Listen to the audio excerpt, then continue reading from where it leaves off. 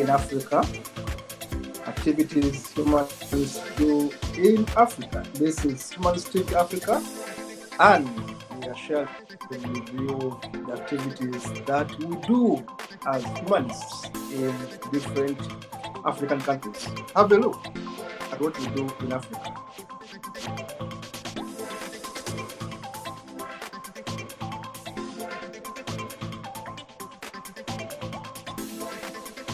We are showcasing the activities that humanists do in different countries in Africa. And remember, this is Humanist TV Africa, where it all begins and ends here. We are here to showcase what we exactly do in Africa, and I'll be explaining what we do in Africa, the people behind the pictures, and the people behind the trainings you see that we do in Africa. Welcome again to Humanist TV Africa, and feel at home, feel happy to be here, feel happy to be entertained, to be educated, to be informed about things that really matter, activities that we do in Africa, activities that we do in Africa, to be able to understand who are humanists, and of course what we do. You can see weddings, you can see trainings, you can see empowerment, you can see literature, books we write, and a number of things that we do in Africa as humanists. Humanists are spread all over Africa. We are people everywhere you go. You will be able to find us. We can organize for you funerals, we can organize for you weddings, and make sure that it is tailor-made to your expectation. Welcome again to Humanist TV Africa, where it all starts to work out properly for the sake of humanity. Welcome again as you watch that pictorial, the weddings we do, the weddings between different people from different continents, all possible with humanist projects in Africa, the training of humanist celebrants, the training of the girl child, the baby naming ceremonies we do in different parts of Africa, and the trainings that we do carry out, including having a well-trained team of humanity celebrants, as you can see. Of course, the debates we do, the group debates we do with different groups in Africa, and the teams you see there, organizing people, sharing ideas, and sharpening brains. Because we normally say that great brains are think alike. You have these debates, you have these public debates where we go and discuss issues that affect the common man and woman back in Africa. And this is Humanist TV Africa, where we shall be able to show you exactly what we do back in Africa. And we are everywhere in Africa. You just mentioned a country, and I'll be telling you we have a branch, we have projects going on in those countries. This is Humanist TV Africa, and we always have visitors from different countries of the world. Those were people from Belgium. We hosted them, and we are our interns for quite a number of days in Africa. We have open debates where we go and basically brainstorm with everyone, religious people, atheists, of course, humanists. We talk about issues openly. We welcome visitors from all over the world, from Netherlands, from Belgium, from US, from UK. We have been receiving these visitors who come and be part of our projects. We support young people, the orphans, of course. We give them trainings. We support women by empowering them on how to manage their business, run businesses, how to put capital together. And this is what we do, empowering young people in Africa with a smile, of course. Doing what we can do the best way we can. Menstrual projects, menstrual hygiene, one of the things we do back home in Africa. Teaching girls how to make pads, how to make sanitary towels, and of course featuring on TVs. We have been there talking about issues on national TVs. We are always featured there to share our ideas That's the first group of well-trained humanist celebrants that were trained in 2016, 2017, and of course graduated in 2019. You can see Zakambaye, Nandipu, the team from Ghana, and of course the team from Nigeria and Uganda and Kenya, and all those guys were trained. We distribute condoms in slums so that people can be able to protect themselves, avoid unwanted pregnancies. Our team goes to some areas and actually distribute condoms so that people can be able to be protected when they do have sex and they don't have babies they don't deserve. That is Farida distributing condoms in our slums in Uganda, and that is the pictorial. Of course, it's just a sample of what we do in Africa. We shall be having episode number 2, episode number 3 about Africa, showcasing different countries and what we do as humanists in Africa. Welcome to Humanists in Africa. My name is Kato Mukasa. Of course, I'm a Ugandan lawyer currently based here in Newcastle, of course, with my team, Dennis Bongo in the studio, and Brian Kabeko, who are the producers for this lovely show. And as I normally say, we are a team of disciples for humanism, if you like, in quotes, of 12 people who are willing to go the extra mile and bring the information to you. Remember, our TV is all about information, about entertaining, about educating. We educate, we inform, we entertain. Please do us one needful thing: subscribe on our YouTube channel so that we can be able to notify whenever a new video, whenever a new show pops up. Please subscribe. YouTube channel, Humanist TV Africa. Facebook page, Humanist TV Africa. We shall be coming live always now on our Facebook page. You don't need to actually worry about anything, but of course, to allow us to have the numbers that really matter, please go and do subscribe now. Today's show is all about humanism and activities we do in Africa. A brief talk about humanism in Africa. Of course, welcome with me, the team I'm going to be having in the studio today, as we discuss humanism in Africa. Who are humans in Africa? Where they are? What are they doing? And of course, we have seen already the photos of what we do in Africa. We are one strong, united, progressive team back home in Africa. And when I say Africa, and of course I mean all the countries in Africa. We are in North Africa, we are in West Africa, we are in South Africa. We have a very strong team in South Africa, actually doing so many ceremonies in South Africa, of course, with Dean and others at the lead. We are in East Africa, of course, we are in Central Africa, we are in Congo. We have a team of humanists in Congo doing great. Congo Brazzaville, we're in Rwanda, we're in Kenya, we're in Burundi, we're in Malawi, doing a lot of work in Malawi for over 15 years. We are in Ghana for now, the last 12 years. We have been in Ghana doing a lot of good work. Of course, we're in Nigeria for almost 30 years. From 1990, we have been in Ghana. There's a team in Ghana.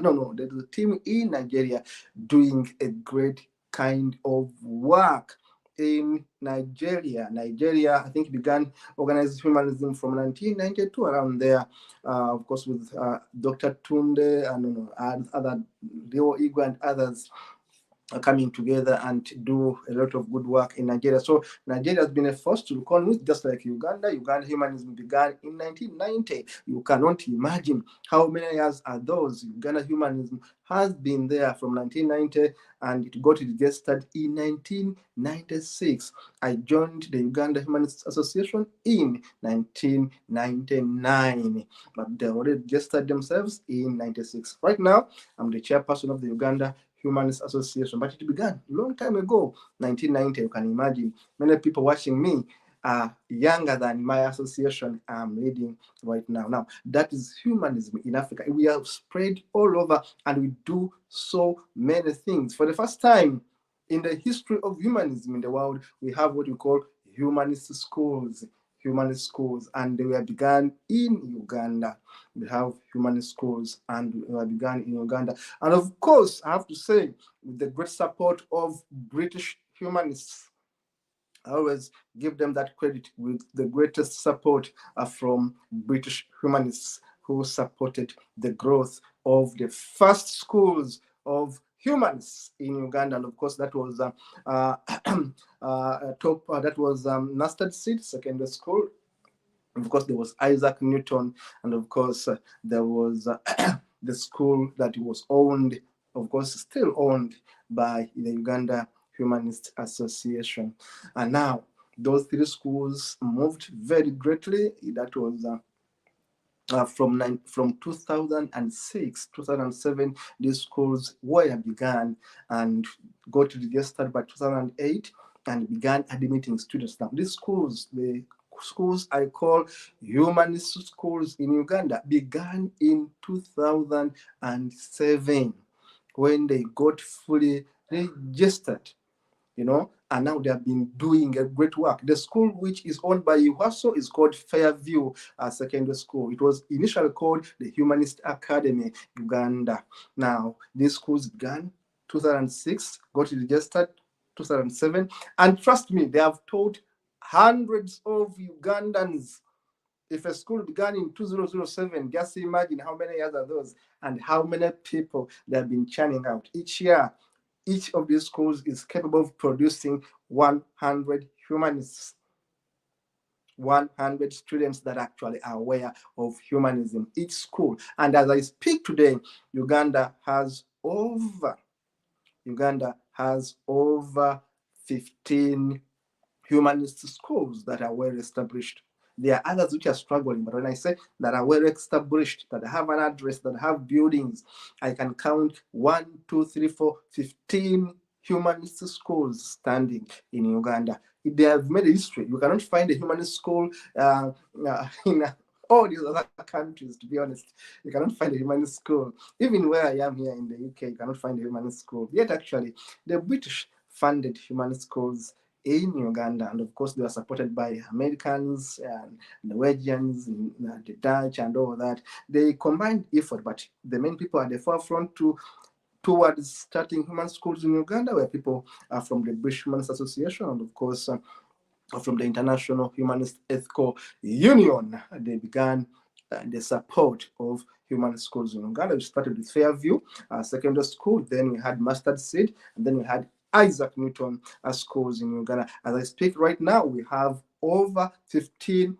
well-established schools in Uganda, including one school which I personally started called PAL Vocational Training College. That is the college I personally started, having seen that there was a gap of lack of practical skills. All other schools were teaching normal things of theory and secondary education, primary education. And I thought about how about people who drop out of schools? How about pregnant girls? How about women and men who missed out on skills? That's why I started PAL Vocational Training College, of course, with colleagues who teamed up with me, with my late father, who gave me much of the land and all that. And then, of course, we started building that school, and it has been very beneficial to people back home in Uganda. Now, apart from the human schools, of course, we have lots of charity NGOs in Kenya, like the NGO led by Danis Odhiambo, which supports orphans, which is also a school. An orphanage school has been very vibrant in Kisumu, training hundreds of students each year. Danis Odhiambo, his school is in Kenya, and also supports orphans going forward. Of course, there have been Secular Kenya, there have been other projects in Kenya. Of course, my colleague, the late the founder, Al-Salam Moses, the founder of the Kenya Humanist Association. I was working with him from the start of that organization in 2006, and I helped them register it in 2007. That is Kenya Humanist Association. Very strong organization by them, and of course others have come out. Of course, now we have Brian Kabeko here with our team and part of this organization, but also championing the starting of human ceremonies in Kenya, of course, with other people who have been there before him. Cyrus Wanjuhi, who is our first celebrant, who actually celebrated a humanist marriage in Kenya. The first legally acceptable humanist marriage was done in Kenya at a beach where I was personally attended, and we were able to successfully marry a couple from Britain with, of course, a gentleman from Britain, my friend Daniel Beaton, who was married to a lady, Lynn, from Kenya.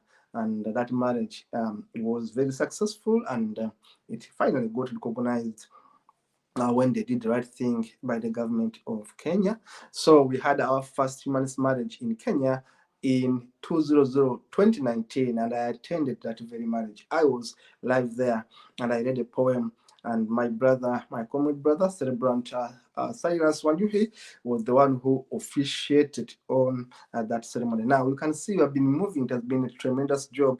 Of course, we trained human celebrants, of course, have been supported by Humanist International, and most importantly, by the Human Society of Scotland, that gave me trainers, well prepared, determined, trained trainers. We call them mentors, who have helped us to mentor over 60 human celebrants in Africa. And as I speak today, Africa has celebrants in the following countries. I'll start with Nigeria, where we have Nandipu and Zainabu and so many others. And of course, we go to Ghana. Ghana, we have quite a number of celebrants there.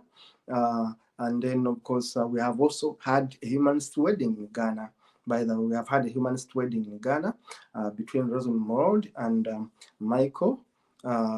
Yes, also wedded. Had a very successful humanist wedding in Ghana. And of course, we talk about Ghana, then we move very fast. We go to other countries like Malawi, where we have a strong team of humanists. Of course, George Thindwa has been in Malawi combating witchcraft accusations, has been in Malawi spreading humanism, spreading humanist education for so many years, for actually over 20 years. A gentleman called George Thindwa has been in Malawi doing a great piece of work. And in Malawi now have wonderful Mkwiche and many others promoting humanism in Malawi. Of course, we have Zambia. Zambia, as you know, was initially one of the first countries in the world, actually the first country in the world, where the president went to its national council and said, please let us accept humanism as a national philosophy. And in April 1964, humanism became the main philosophy on which Zambia had to move. That gentleman was Kenneth Kaunda, the man who was a Marxist and the man from whom I picked Marxism. I always say that I honored Kaunda, I honored Julius Nyerere, I honored Kwame Nkrumah, and of course Obote. The ideologies on Marxism, the ideologies on socialism really mentored me, because they talked about community. How do we empower community than looking at ourselves, our own benefit, but how do we benefit the mass? That was why I loved the Marxists of Africa. Forget about Karl Marx, the initiator, and Friedrich Engels, the German guys. Now think about Kwame Nkrumah, think about Senko, think about Sankara, Thomas Sankara, I think about Gaddafi. These are guys who, in their own ways, they were not perfect. None of us is perfect, but in their own ways, they promoted their brand of humanism. They might have had weaknesses here and there, but they were so good people. Look at Sankara, ruling for only 4 years. In fact, it wasn't ruling, it was leading. He led with merit. Sankara is a hero for Africa, was murdered. Sankara was murdered by his own people, who were paid by the French mercenaries, because the French government thought threatened by the works of Thomas Sankara. Thomas Sankara wanted a united Africa. Thomas Sankara wanted a better Burkina Faso. Actually, Thomas Sankara changed the name of Burkina Faso. I mean, the name from the colonial name to Burkina Faso. where he wanted the name to reflect the aspirations, the dreams of the people of Burkina.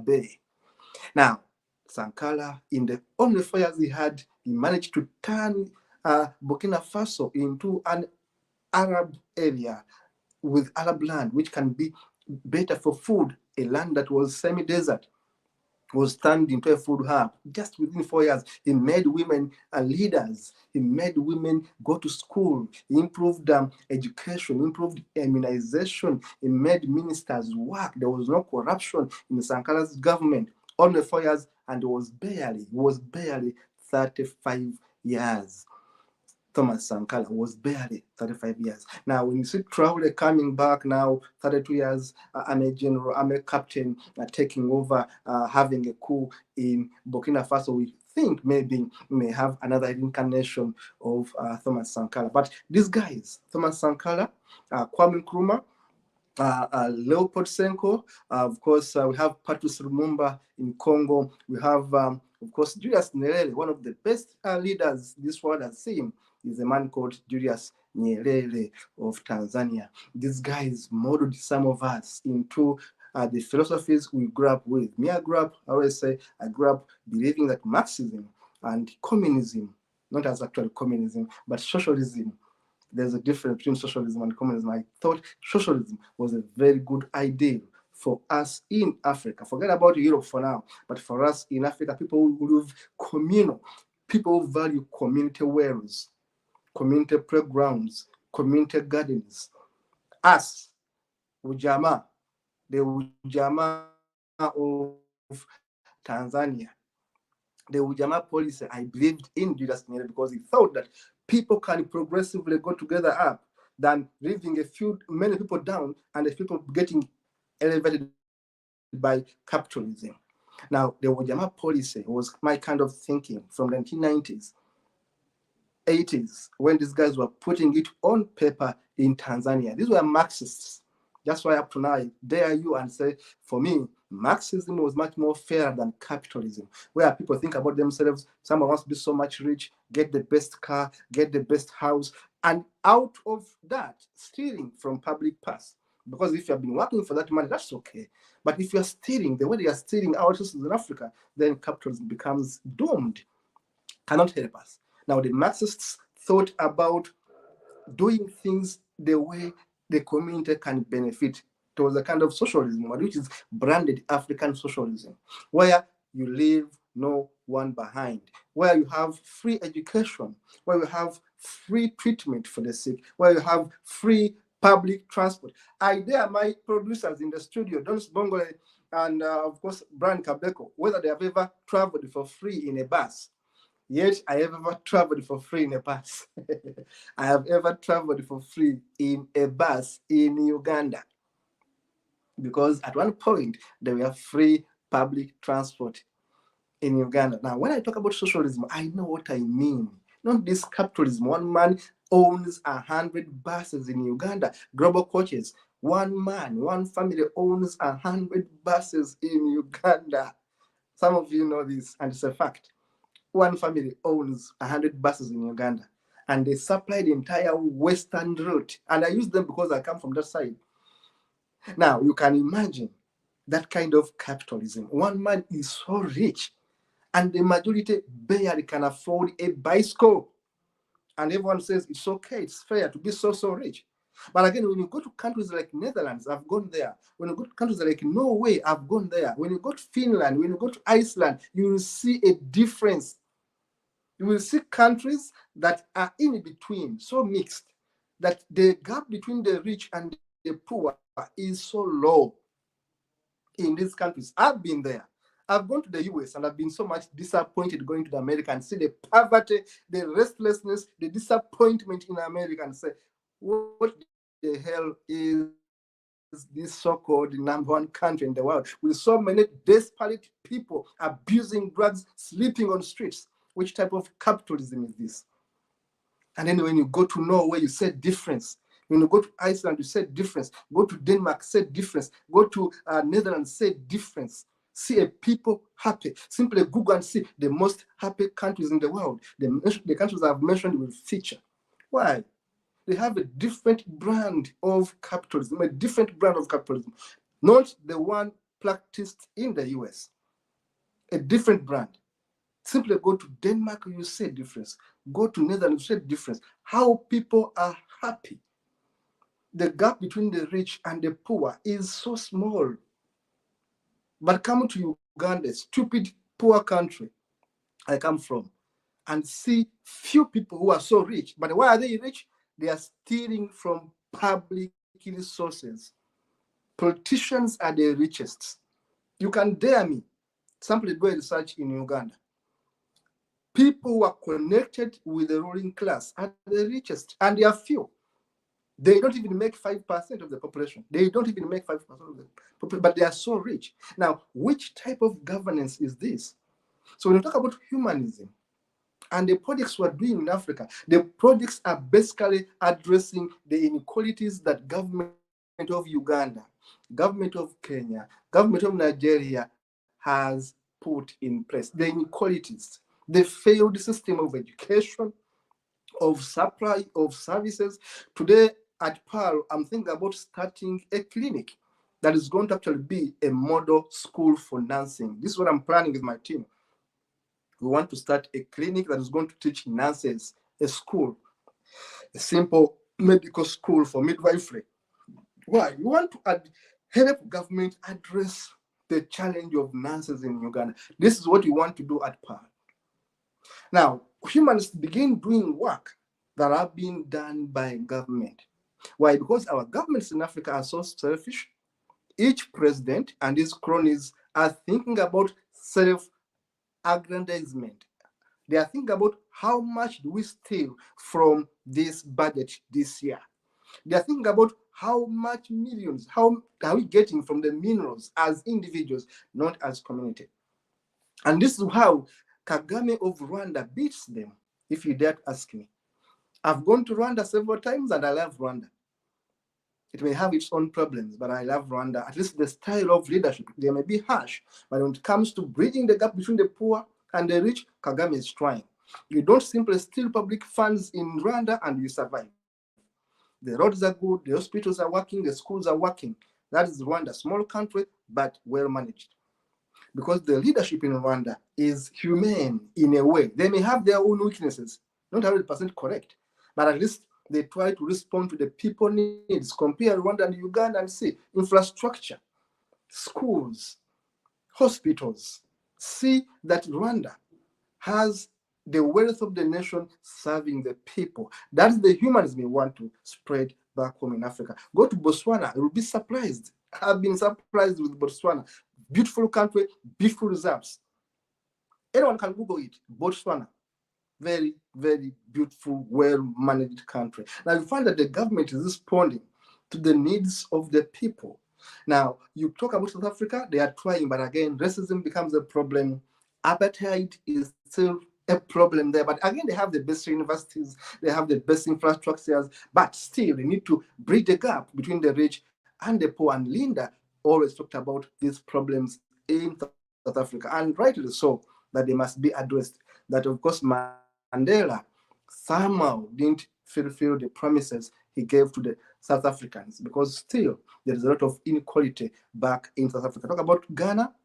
Ghana, a beacon of hope, a very progressive country, very, very good example for a progressive country in Africa. Ghana is better than Nigeria in so many ways. Leave the economy alone, but in terms of service delivery, Ghana is much, much better. Ghana is better than Uganda, of course, many times. Of course, Kenya is another good example where services are at least much better than services in Uganda, but we want them to do much better. Now, why do humans come in?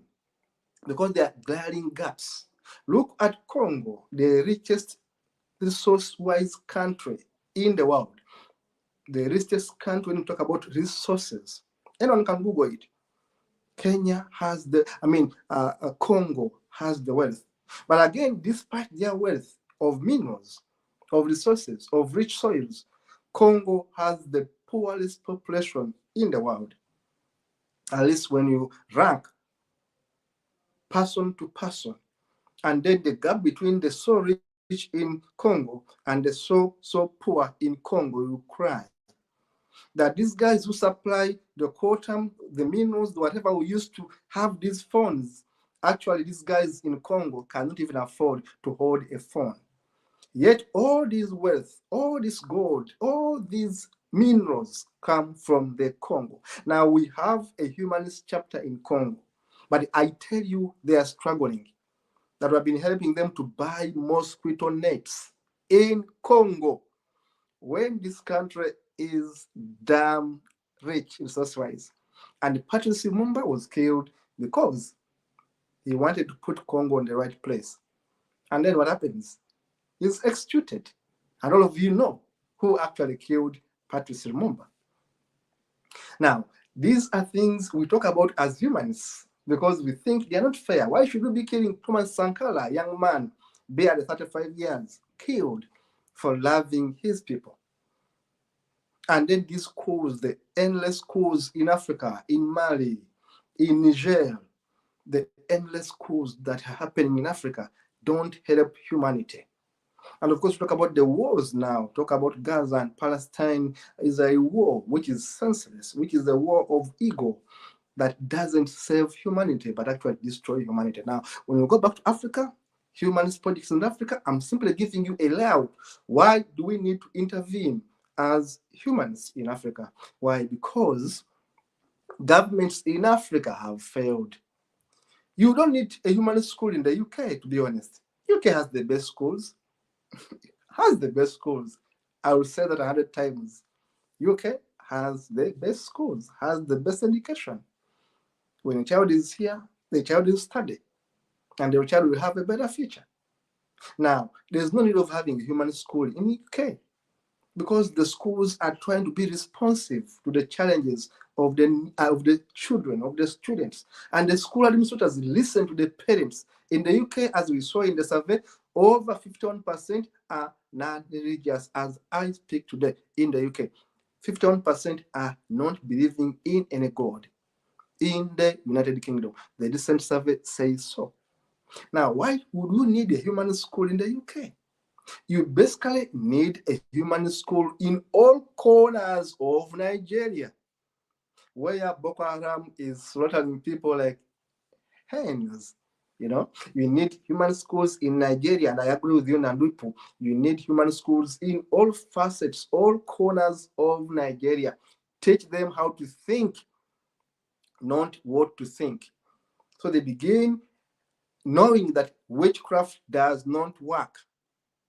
Teach Nigerians to appreciate the value of life, to avoid burning people alive because they are atheists, because they don't believe in Allah, to stop them from arresting and incarcerating our brother Balak Bala. Teach Nigerians to reason.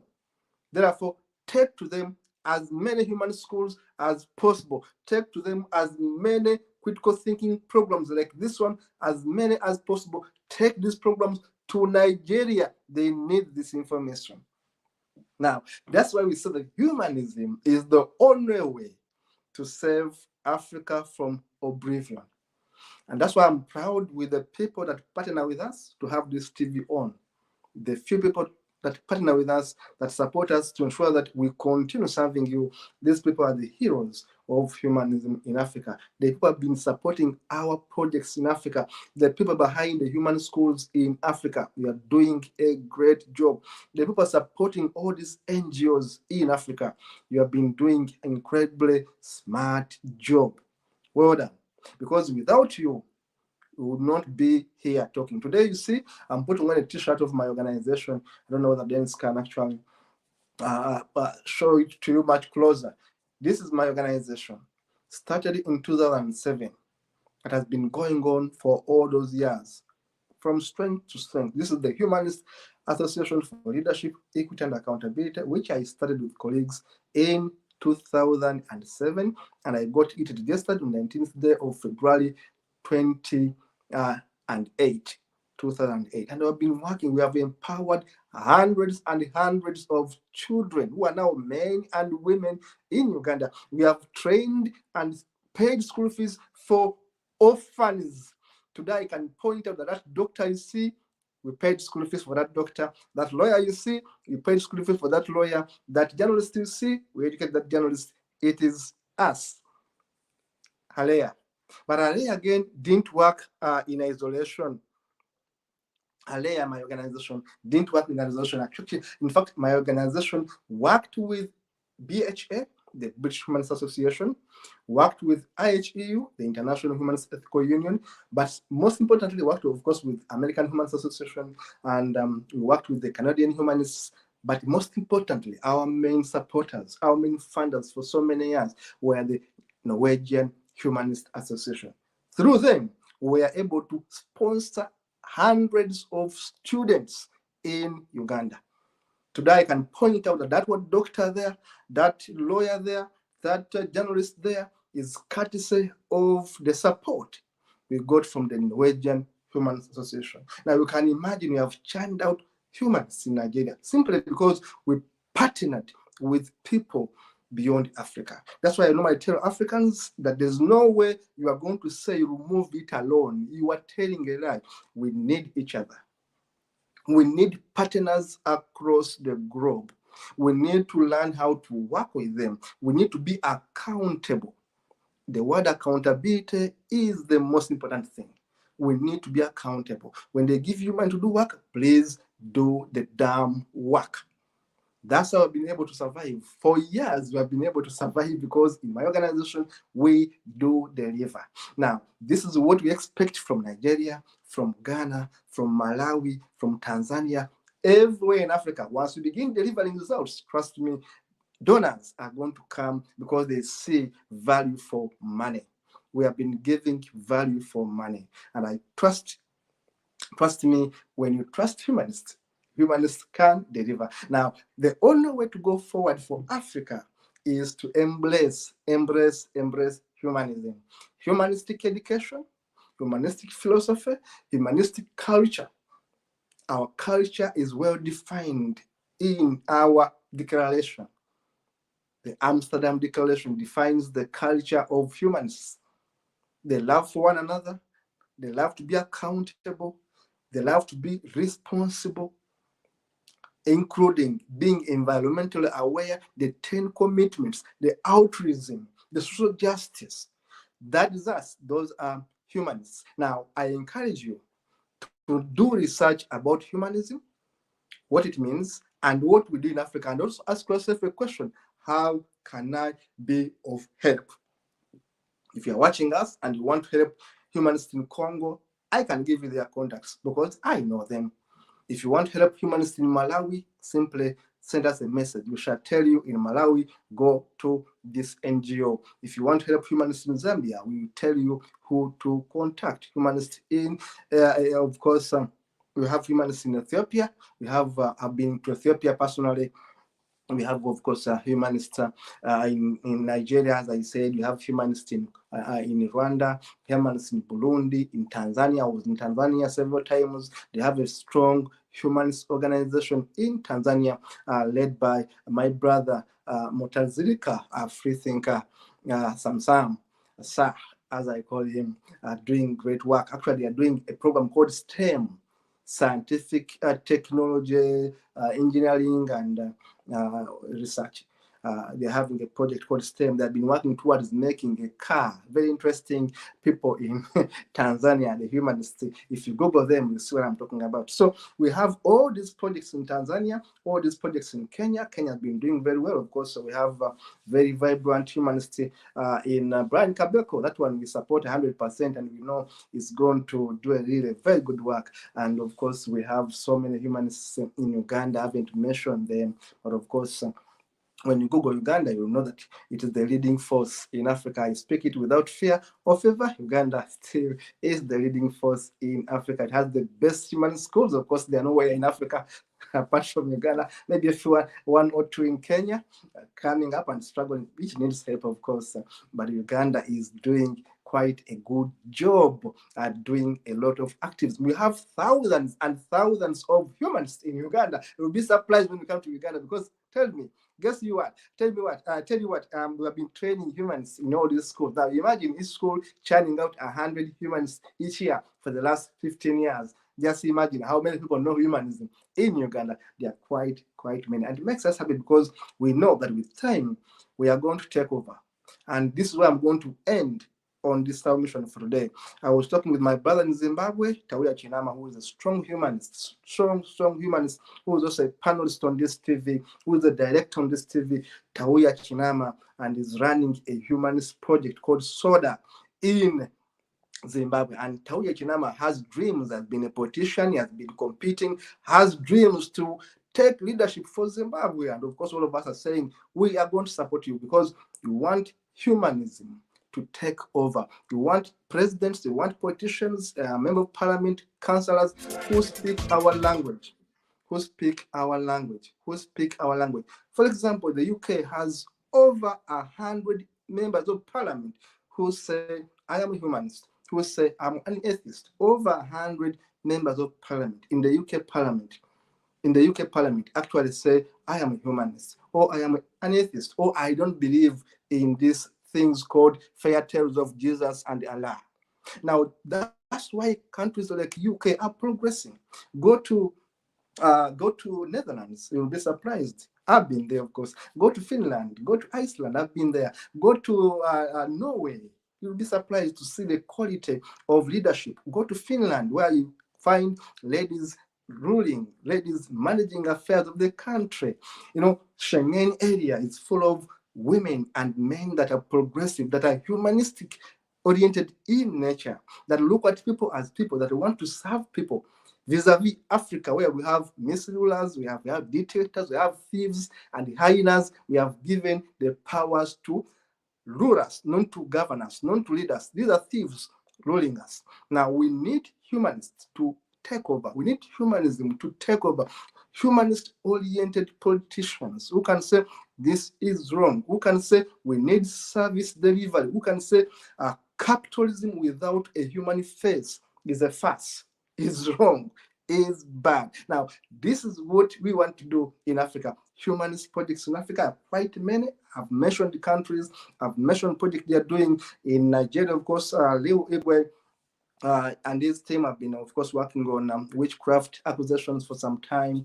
Of course, Nandipo and team doing lots of great work with the mobilization, with critical thinking studies and all this kind of thing. Mobilization of people, Zakambaye, Zainabu, Imo, and many others. Nigeria has a wonderful team of humanists down there. Of course, I talked about Malawi and Dodi Thindwa doing great work, of course, with wonderful Mkuchwe coming in. We have had, of course, Atakudizwa in Zimbabwe. We have had, of course, Tawia Chinama in Zimbabwe doing great work. We have all these guys, Daniel in Rwanda doing a great work, leading the Rwanda Humans Association with a great team there. We have Boaz in Burundi doing a very, very good job down there in Burundi. We have all these guys doing humanist activities across the board in Africa, and they are very committed people are serving you, are taking you forward. But we need to say that basically humanists in Africa need your help.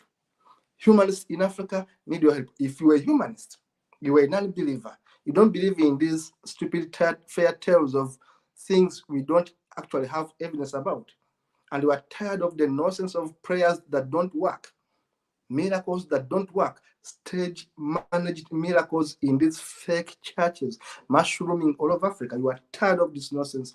You are right there as a humanist. You want to have things change, people to begin thinking witchcraft is bad, it doesn't work. Killing people is bad, it's selfish. Corruption is bad, it's selfish. Caring for our environment is the right thing to go. If you have these ideals in you, you are a humanist, you are good to go. Find a humanist project within your area or start one. Then I'm going to invite you to show us the photos. We shall not have panelists today. It's going to be me because time is up.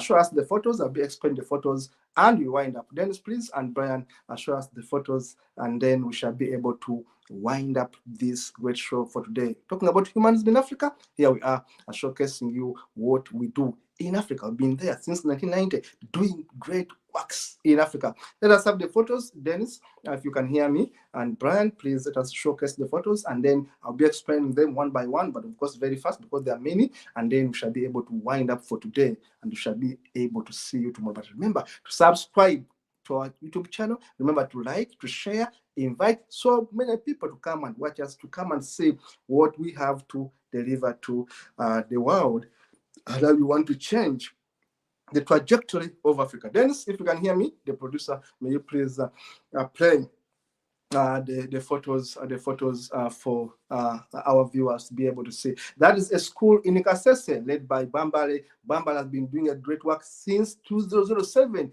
Bambale and his team have produced hundreds and hundreds of humanists in Africa. Now who are doctors, lawyers, engineers. Those are students in Bambale school. Bambale has 5 good schools all teaching humanism in Africa. What a great job Bambale has done. Bambale has done in Africa. The Kasese Humanist Group in Africa has done a tremendous job.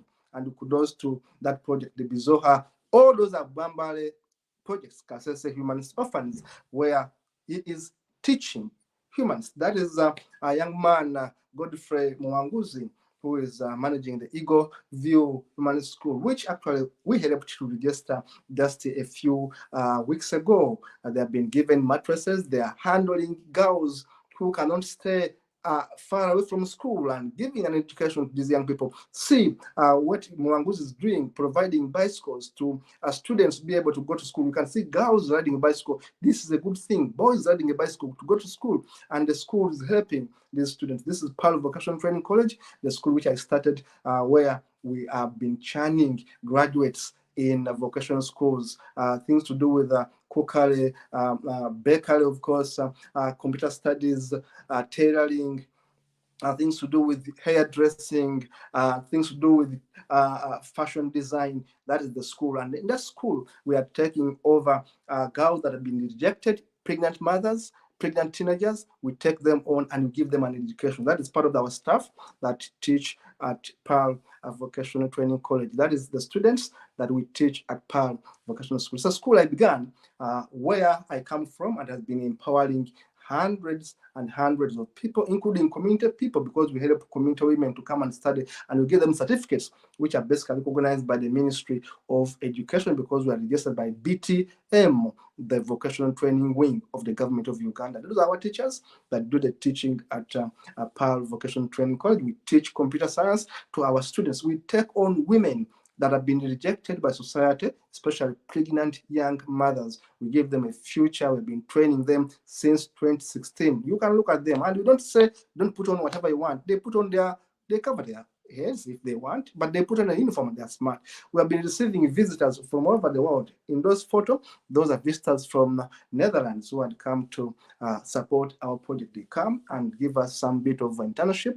They work with us. Of course, we promote secular human ceremonies, which includes marriages, funerals, naming, children naming, and of course, we do a lot of welcoming ceremonies. We do a lot of weddings, and of course, life wills. We help people to make final testaments and wills, as the Humanist Association of Leadership, of course, and UASO. We hope to organize humanist weddings in Uganda, and that is one of our weddings we have organized in Uganda, which is completely without a god, completely without dogma. We have written books, including that book, which is Humanism in Uganda, where we talk about humanism and our activities we do in Uganda. Dennis, slide is very fast, please. Yeah, that's the team of the celebrants with our bride and groom, who are humanists in Uganda. We organize humanist weddings in Uganda, and of course, we plan to organize humanist funerals in Uganda, where we shall be able to give a send-off whoever is a non-believer and wants to be happy. Those are marriages, as you can see. We give them certificates and they are happy. Those are our celebrants. We have done these weddings in Kenya. I've done them in Ghana. We are doing a great work, believe you me. And the marriages are making people happy because they are unique. They are unique, tailored to the client that gets these weddings. That is wedding day, of course. Daniel Beaton and Lynn, the Kenyan and the British citizen who were married as humanists in Kenya. That is the team of that's an area MP of our place who was gracing our function. Baby namings, part of the work we do. And of course, those are celebrants in Uganda. Celebrants, we call them human celebrants who are secular. They can do your funerals, they can do your wedding, they can do your baby namings. Those are debaters, the debating club of Free Inquiry Uganda. Led by Mugarula, doing a great work there, organizing workshops and trainings where we teach free thinking, critical thinking. That is, of course, my fellow lawyer, Kitonsa Ronald. I was with him in law school until finishing law school, and until finishing postgraduate law school, I was with him. That is Katondi, another lawyer, who is also a humanist, of course, addressing the gathering there in Uganda. We have a great team of humanist lawyers, doctors, engineers. That is Mugarula Don, who is the head of Free Inquiry Uganda. We need you to please consider supporting Free Inquiry Uganda. They are doing a great job. There I had hosted interns from Belgium. They stayed with me and with us for many, many days, about 2 weeks. They were in Uganda learning from us and, of course, sharing with them. And that is an open talk debate. We have organized with pastors, we have organized with priests, with reverends like that gentleman there. And we argue things out, of course, diplomatically.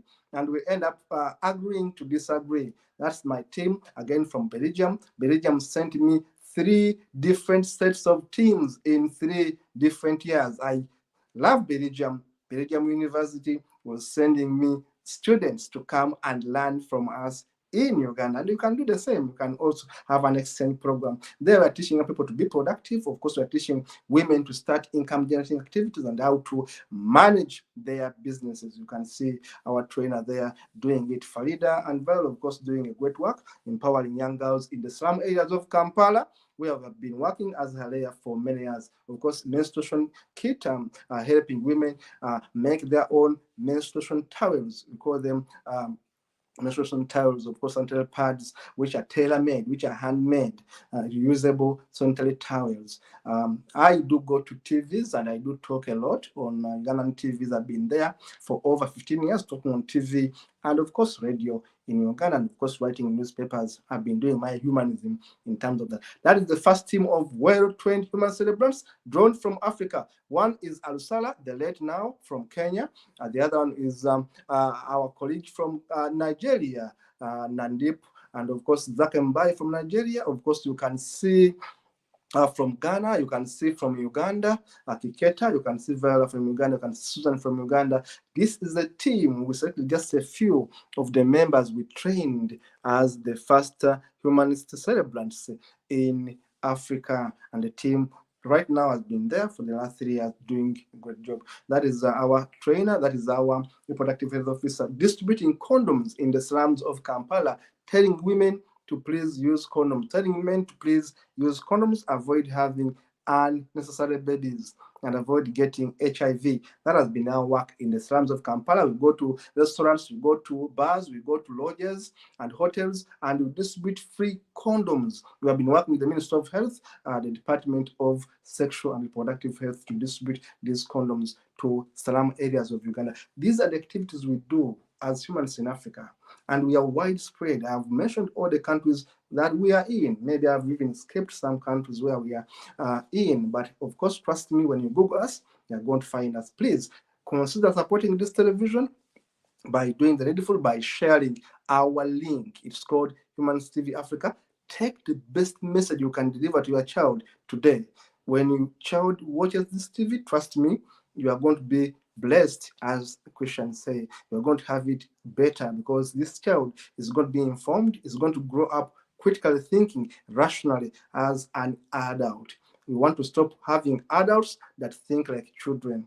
Adults that believe in fairy tales and miracles basically think like children. So you want to avoid this kind of thinking. People begin thinking for themselves and no, there's no free money, there's no miracle. You have to think, you have to work. There's no free money. Everything we're going to work for it. God is going to come. He won't come and save you. Linda used to say, no, God is going to come and save Africa. And she was really right. There's no God that is going to come and save Africa. If the gods didn't save us when the colonists were torturing us, when the imperialists were stealing from us, gods never saved Africa. Therefore, there are no gods that are going to save you. We are going to save our own selves. And it begins with us, all of us doing what is needful, all of us doing what we must do. Thank you so much for being a wonderful audience. Thank you so much for liking our page, for sharing our page, and of course, for watching Humanist TV Africa. Trust me, we are going to be having new programs each day of each week throughout the year. We have come to do the best. And I've been here. If you happen to go back and see what I've been airing, you are going to be surprised that I've been actually airing a lot of good stuff. Simply go back in our archives and see how many videos, how many episodes we have made that are so important for the people, especially in Africa. Remember, we are our own savior. There's no Jesus who's going to help you. There's no Allah who's going to help you. There's no God who's going to help you. You are going to learn to help yourself. Thank you so much, Dennis Bongole, for the work well done in the studio. Thank you so much, Brian Kabeko, for the good work well done. Thank you so much, all the panelists, and of course, everyone that tuned in, and all those that sponsor us. We won't mention the names, but we want to say thank you so much. It's because of you that we're able to buy a few things to be able to run and operate this TV. Remember, we are voluntary. Remember, we are a charity. We're not a company that makes profits. Though, of course, we are going to welcome adverts with time, but we're not a company that looks at profit making. We're a company that looks at making a change. We want to be a limited by guarantee, a company that works for the betterment of the people of the world. But we focus on Africa because that's where much of our attention is needed to demystify the region and myth and bogus dogma that ties Africa down. We want to stop wars in Africa. We want to stop religious conflicts in Africa. We want to stop corruption in Africa. And this is the TV where things are going to happen. Thank you so much, Dennis, for being a wonderful producer for today. And I sign out and I say, keep your hope high. Love yourself. Love your neighbor. Love everyone around you. The principle is do no harm. Do no harm. Keep it safe and keep it cool and happy and keep it going. Keep it positive for the betterment of humanity. Of course, we are reaching out to you so that you can be better than you have been before you watch this TV. Thank you so much, Dennis. And this is Katom Kasa, of course, signing out and wishing you the best and see you in the next one.